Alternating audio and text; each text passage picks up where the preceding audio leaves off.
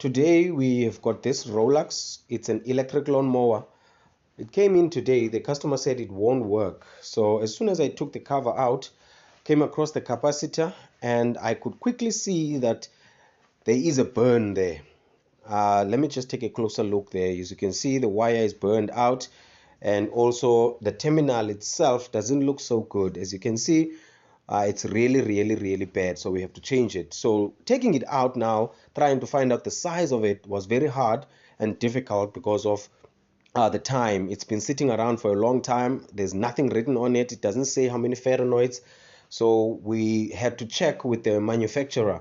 So coming out from the manufacturer, we found out that it is using a 30 Fahrenheit capacitor. As you can see now, I've had it on the lawnmower, secured it, and put the wires back in place.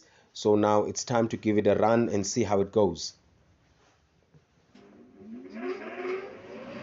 Oh no, that is bad. Look at that capacitor shaking like it's gonna pop out of place.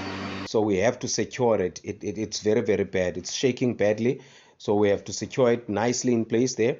So as you can see, I've chosen to use a cable tie to secure it close to the motor, but not too close, because we have to make sure that it doesn't touch with the flywheel as it's spinning, because that flywheel spins on a very high RPM.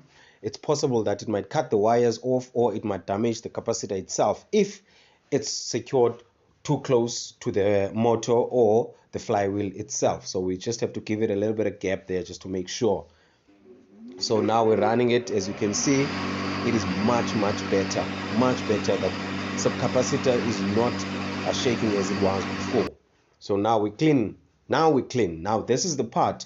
Most customers will complain and say the machine was not done because it looks ugly, it looks dusty and all. So we have to clean it. In whatever we do, we have got to clean it. Now I'm using Blacksum.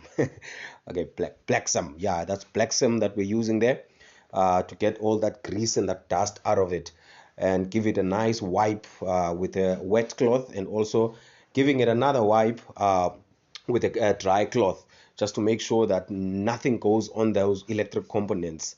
And now we plug it in and give it a test when it's all done and completed, and see now how it goes.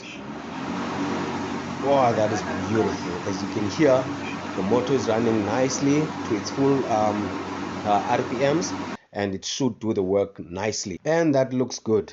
That feels and sounds very good. Thank you for watching, and we hope that you guys will stay tuned by following so that you can stay updated with more repair videos.